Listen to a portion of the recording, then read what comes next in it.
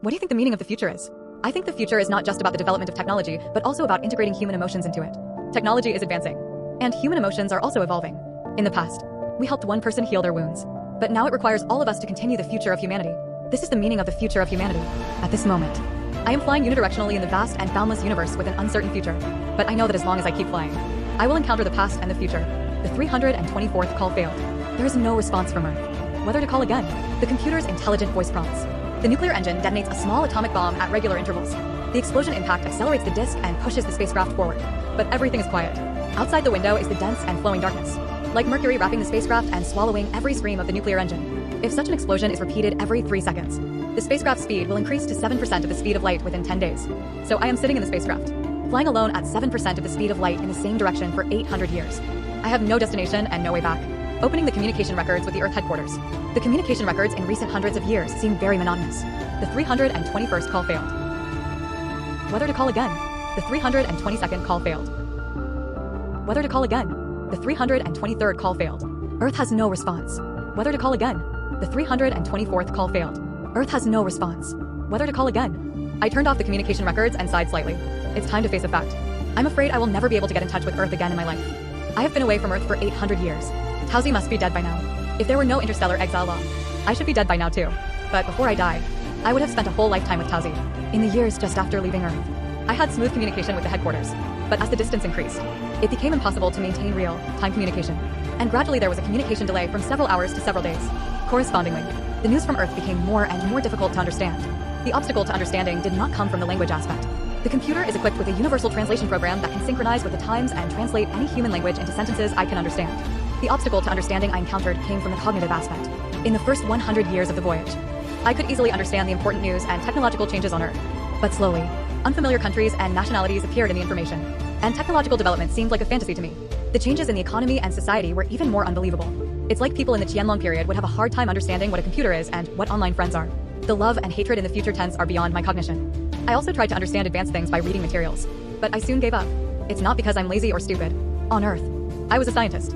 I just realized that all this was in vain. Even if I tried my best to learn the knowledge I missed during the last hibernation period. After entering hibernation again and waking up, this knowledge would all become obsolete and invalid. A completely new and incomprehensible distant society would be presented in front of me again. The Earth headquarters also seemed to have noticed this. The information they sent became obviously shorter and shorter, gradually changing from an encyclopedic data package to a brief answer to my questions. I flew farther and farther. The interval between each communication increased, but the content continued to decrease. At this time, I was like a desperate kite, watching the blunt knife on the ground cutting the kite string. The whole process was long and painful, until one day 200 years ago, I could no longer receive a reply from the headquarters. After my routine call ended, the Earth headquarters did not respond for a long time. Behind the call failure prompt on the screen was a dead silence.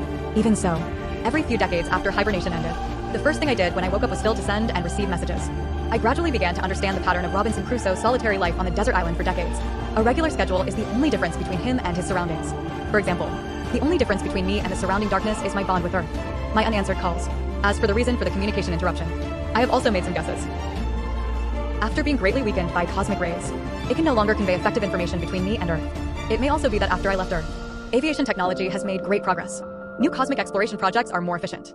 In contrast, the cost of contacting me is greater than the value of the data I can provide, so the headquarters no longer responds to my calls.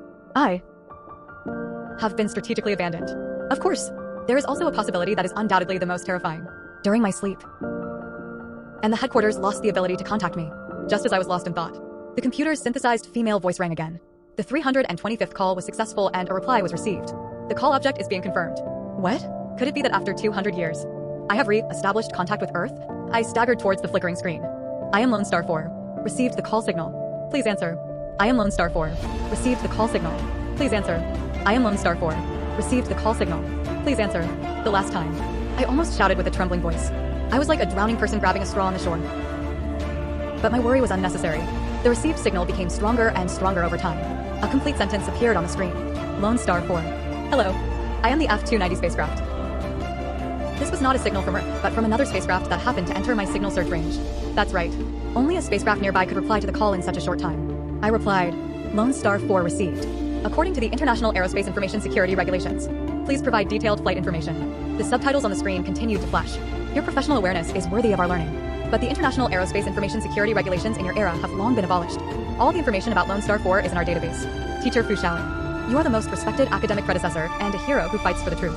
Please allow me to pay tribute to you on behalf of the 20 crew members on the F-290. The most respected academic predecessor, a hero who fights for the truth. I sneered. Are you sure you haven't mistaken the person? I am the first person sentenced to interstellar exile and a criminal not tolerated by Earth. Then there was a long silence. But I knew this delay was not caused by distance. The people on the other side were desperately thinking about how to reply.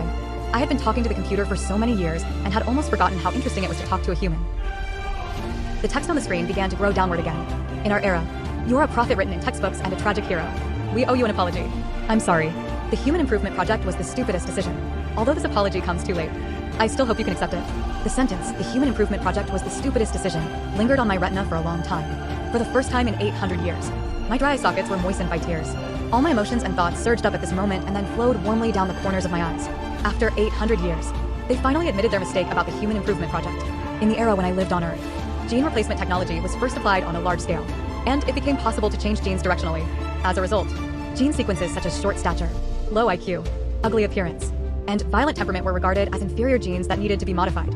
Replacing all the inferior genes in human embryos with pure and noble superior genes made people in the world become gentle, beautiful, intelligent, and strong. This was the gene improvement plan. It sounded like a good thing, but everything has its opposite. If all the inferior genes of all humans are replaced by good genes, the degree of individual differences among humans will become extremely small. As a species, humans will lose the ability to adapt to disasters. Any virus attacking the uniformly modified traits can infect all humans in a short time.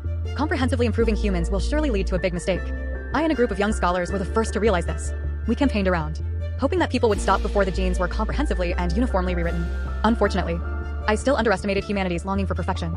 As the leader of the opposition, I was arrested and sentenced to the crime of inciting anti-scientific remarks. The vested interests once wanted to shut me up forever, but they couldn't kill me because the death penalty had been completely abolished. And life imprisonment was not safe either. I would become the spiritual leader of the supporters, and they would continue to publish opposing remarks in my name and try every means to get me out of prison. They wanted to make sure that I could never appear on Earth again, but they couldn't kill me directly. To find a solution that satisfied both sides, they specially passed the interstellar exile law for me. After the nuclear engine replaced the chemical raw materials, the maximum speed of the spacecraft increased significantly, and at the same time, the fuel transportation and storage costs decreased significantly. Large spacecraft were built one after another, and long-distance interstellar voyages became possible. But on the road of deep space exploration, there was still a problem. Human lifespan is too short. To fly far, one must hibernate for a long time. Who would be willing to spend hundreds or even thousands of years on the road? Even if one returned safely one day, after 1,000 years, relatives would die and things would change. What would be the point of coming back? They wanted me, as a scientist, to go deep into the universe with a guilty body, do the work of maintaining the spacecraft and collecting data along the way, and not have to consider returning at all. It was really a cost-effective deal that killed two birds with one stone. The spacecraft was equipped with a hibernation system, an ecological recycling system, and an artificial gravity control cabin. Long-term hibernation froze age. The ecological recycling system ensured the source of food and water, and the environment in the artificial gravity control cabin was suitable for survival. With these three conditions, ideally, my lifespan could be extended to the extreme. Soon after the judgment was handed down, this spacecraft without a braking device was thrown into space. From then on, except for slightly adjusting the angle to avoid asteroids, I could only fly in a fixed direction into the depths of the universe and could never turn back. Facing this trial with the martyrdom color, at first I actually felt honored. I was not only the first criminal exiled into space, but also the scientist who would go the farthest. As the saying goes, if I can hear the truth in the morning, I can die in the evening. Being able to catch a glimpse of the deep space scenery during the long, distance space flight, I would have no regrets even if I died. But things didn't go as expected. Although the universe seems full of stars, the distance between stars is much greater than expected. Most of the time I was sailing in the empty interstellar space. Every time I woke up from hibernation, the scenery outside the window wouldn't change much, let alone using these ordinary data to make any meaningful scientific contributions. But who knows? After drifting for so many years, my greatest discovery didn't come from the exploration of the universe, but from Earth. Teacher Fu, I have to tell you a regrettable fact. Earth civilization has been destroyed. What? The news from the F-290 kept coming. For 100 years after the Gene Improvement Project was launched, we realized the necessity of genetic diversity. Yes, at that time we found that you were right at the beginning. But it was too late. The gene improvement of all humans had been completed, and the genetic diversity had been severely damaged. An accident caused a virus called C-type to leak from the freezer. It specifically attacks the central nervous system of the human body. Very unfortunately, due to the Human Improvement Project, everyone on Earth was a susceptible population. This virus causes limb ulcers, short-lived hallucinations, and nerve disorders, and will lead to death in at most 10 minutes. Then it will spread through corpses and the air and finally turn into a major plague. In 3 months. My prophecy came true. Despite countless warnings, the humans on the distant Earth still encountered such a disaster. I felt powerless all over. I could only think that since ancient times, disasters could only eliminate a part of people, and another part of people with genes adapted to the environment could still reproduce. All humans were written with good traits, which was equivalent to putting all eggs in one basket. Why didn't you understand such a simple truth at the beginning? Yes, Humans were dazzled by the immediate interests. Who would want their children to be less excellent than others? Who would want their descendants to be inferior? This is a prisoner's dilemma. The final outcome would be like this. We are all very sad. I continued to ask the survivors. What about you? Your traits have also been improved, right? Why were you infected? I and the 20 people on the same ship are all soldiers. On the day the virus leaked, we were patrolling in the near Earth orbit and survived, fortunately. Then why did you fly here? Wouldn't it be a more rational choice to stay in the near Earth orbit, observe the trend of the virus, and wait for the right time to return home? It's not that simple. After the virus leaked, space became the only refuge. Rich people in small private spacecraft fled the ground with their families. The originally shared large spacecraft carried the powerful and noble. Some spacecraft carrying the virus also flew up. This was the worst situation. The virus quickly killed all the people in the spacecraft, and the spacecraft would become a ghost ship, crashing into asteroids or other spacecraft. After the accident, the debris and wreckage would fly out of control in all directions, causing more disasters to other spacecraft. It was like a terrifying chain reaction. The near Earth orbit presented a doomsday scene, crowded and chaotic, with countless accidents happening every day. In just half a month, less than 60% of the spacecraft remained. After witnessing such a tragic situation, the F-290 conducted a vote among all members and finally reached an agreement. We decided to turn on the acceleration system, leave the near Earth orbit, and fly into the depths of the universe. Yes, we don't know if there's hope for survival in space, but staying on Earth means certain death. Wait, I interrupted. Wasn't this spacecraft used for near Earth orbit patrol? Can it suddenly be changed to long-distance flight? Are all the life support systems on your spacecraft installed? In our era, antimatter fuel storage technology has been iteratively updated and has replaced the nuclear engine in the aerospace field. A spacecraft equipped with an antimatter engine can not only increase its maximum speed to 30% of the speed of light, but also further reduce the fuel transportation and storage costs. So when the factory manufactures spacecraft, all spacecraft are equipped with the necessary life support systems for long-distance flight. Because even if the weight increases, the fuel cost won't increase much. Antimatter fuel? You can already use antimatter freely? It's a pity that such an advanced civilization was destroyed by itself. It's a pity that we didn't listen to your advice at that time and let the evolved civilization fall short. Now it's too late. Earth civilization is destroyed. Home is gone. We can never go back. Where's our destination? This question was asked of him, but it was more like asking myself. There was a long silence on the F-290 side. I knew this silence came from the bottomless helplessness. The speed of the antimatter spacecraft is faster than that of the nuclear spacecraft. A few years later, the F-290 surpassed me, since there was no docking cabin installed. I couldn't board their spacecraft. In the future, the distance between us would only get farther and farther, and we would never meet. So on the day when the two spacecraft were closest, these fated people I had never met before solemnly bid farewell to me. I remember the F-290 turning into a point and gradually passing across the screen, just like the teardrop that slid across Tazi's nose on the day I left Earth. Then I entered the hibernation chamber again. When I woke up 30 years later, the two spacecraft were at the ends of the Earth. I thought my last connection with human civilization would end in this way. As it turned out, I was wrong again. Just after the first hibernation ended, after parting with the F-290, when there was a serious delay in my communication with the F-290, I received a reminder from the computer. It was still the rigid computer female voice. Received a suspected intelligent creature call. The call source is being confirmed. Whether to decrypt? Well, okay. Confirm decryption. I hesitated and said, CV-7 spacecraft calling Lone Star 4. Please answer.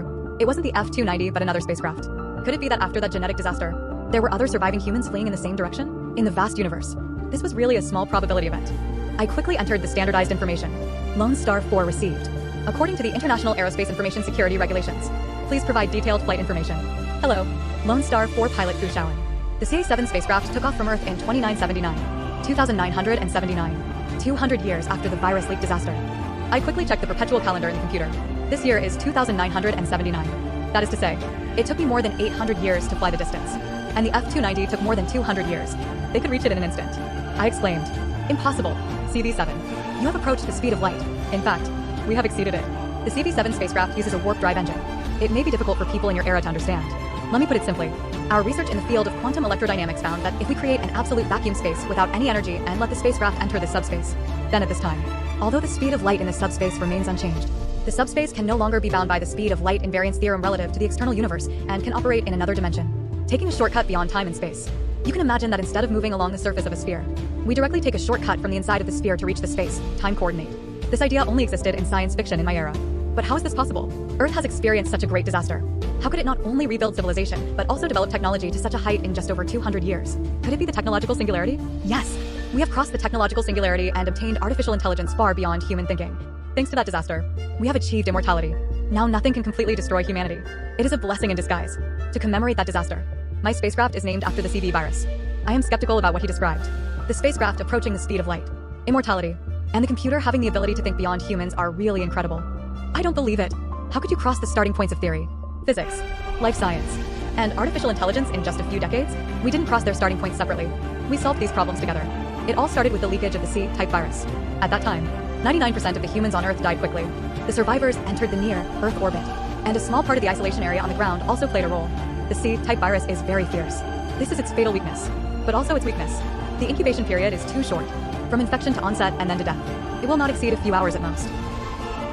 This means that under a strict isolation system, as long as the virus outside the isolation area kills all the people, without us developing any medicine, the end of the virus will come. Facing the rapidly growing text, I asked unconvinced. I understand. You completely abandoned those infected areas and just waited for them to die. This can indeed ensure the survival of a small number of people. But for human society, the most terrifying blow should be that after that, all civilizations are built on the population base. When the population is reduced to 1%, let alone the technological singularity, the civilized society will surely fall apart and even regress to before the Industrial Revolution in a short time. At this time, he interrupted me with a question. Why must civilization be built on the population base? After that disaster, the survivors reflected. So far, we have encountered so many disasters all because the past humans were too dependent on the physical body, which would be born, grow old, get sick, and die. So people couldn't live too long, couldn't go too far, and couldn't be omniscient and omnipotent. It's different after we digitize the human brain. What does it mean to digitize the human brain? As you know, a long time ago, we deciphered the DNA code of the brain and also had the technology to scan the brain. After the virus leak incident, to save resource consumption, the first batch of computer immigrants appeared. We transmitted the data of an individual's brain structure, including every gyrus, every nerve dendrite, and the structure of every cell in the brain, into the computer. The computer database then inherited all the memories and emotions of this person, and he would live forever in the computer. This was originally a helpless measure to save resources, but we had an unexpected discovery. Most people would combine their way of thinking with the high computing efficiency of the computer. You can imagine that they still think in the way of the human brain, but just calculate at an extremely fast speed. This qualitative change is beyond what the era of human improvement could achieve. Since then, the development of science and technology has been like a game. We started to use artificial intelligence to study science and philosophy, and even in the end, we ourselves became a part of artificial intelligence. Although your progress scares me, are you also a computer enthusiast? Yes. I have no physical body and only exist in the computer, but I have independent thoughts and personality, and I can live forever without aging or dying, even if one day the spacecraft is damaged. As long as the data carrying my brain is transmitted back to Earth, I can easily be resurrected. I am glad to know that Earth civilization has continued, but the way is another kind of improvement. After humans finally digitize the human brain and completely abandon the physical body, will humans become Buddhas or fall into the Avicii hell? This question makes me feel mixed emotions. You know, I was sent on this spacecraft originally to explore the universe, but unexpectedly, the development speed of technology on Earth exceeded the flight speed of my broken spacecraft. One spacecraft after another from the future caught up with and surpassed me. I didn't make much contribution to the exploration of the universe. Instead, I witnessed the history of Earth. This is completely unexpected. Well, speaking of history, Mr. Fu Shaolin, I study history. The CI-7 I am on is an archaeological spacecraft. What? This is an archaeological spacecraft? Why do you need to fly into the universe for archaeology? Since the first radio wave was transmitted, human traces have existed in the universe. They are better preserved in space than on the Earth's surface. We are here to catch up with the earliest radio wave transmitted by humans and collect the data of that era. Do you want to come with us? I was exiled, and the F-290 was fleeing. And the purpose of this spacecraft representing the highest technology of humanity is so relaxed. Archaeology? Okay, please take me to see our past. In the following time, I was incorporated into the subspace around the CV-7 spacecraft by the CV-7 spacecraft. During the superluminal flight, the universe around me rippled. I knew that the space, time outside the spacecraft was rotating at a speed I couldn't understand. I had another dream. The dream was all about the day when I parted with Tauzi. In the sunlight, there was a layer of fine and transparent fluff on her face. Just like a real peach. She said, "I'm sorry. I was too naughty back then. I shouldn't have broken your radio equipment." Then she burst into tears. The tears slid across her nose like meteors. So I woke up, and the information from the CV-7 spacecraft came at this time. Mr. Fu Shaolin, we have reached the outer edge of the radio wave transmitted by humans. This area is exactly the radio wave transmitted in the era when you lived on Earth. After summarizing all the information, we searched for your name in the receive sound. Guess what we found? What did you find? Please pay attention. Listen to the sound in the cabin. For the first time in hundreds of years, it is no longer the cold computer, synthesized female voice. I heard a familiar voice, mixed with the noise of the current and the traces of time flowing. That voice was like the floating and sinking dust in the Tyndall phenomenon, like the smile covered with transparent fluff, like the tears sliding across the nose. Tauzi, Fu Shaolin, I like you. I heard the sentence that she said in front of the radio when we were both young hundreds of years ago. This sentence was like a homeless stray cat wandering in the vast and dark universe. I seemed to be able to see that it had once hit a meteor and was covered with wounds. It had also quietly passed by the nebula left after a supernova explosion, with no time to stop and appreciate. Now it has found its owner. After countless years and thousands of light years away, it licked its dirty wound and shed warm tears, as if it had returned to a warm home. Fu Shaolin, I like you. The girl whispered in my old room. Thank you, Tauzi. I replied in the infinite universe. The screen lit up again. Our archaeological mission has been completed. I will take the collected data and return. But some things cannot be understood only by cold data. You can help us understand that era with feelings. You are sincerely invited to come back with me. Please don't worry. The return journey will be much faster than your journey so far. After hearing Tauzi's voice, I knew that I had made up my mind. The development speed of technology on Earth has exceeded the flight speed of the spacecraft. I flew in a straight line, but the spacecraft from the future overtook me. I myself am also chasing the past, the present, and the future converge on a plane at this moment. Like a magic trick jointly performed by time and space. Who knows what I will encounter? Who knows what kind of Earth the next spacecraft will bring? I am very curious. I want to continue flying. The CV-7 spacecraft never sent any more information. I think it has an invincible brain and must know that it is useless to say more. I am flying unidirectionally in the vast and boundless universe with an uncertain future. But I know that as long as I keep flying, I will encounter the past and the future. In this way, I am not really a lone star. Am I?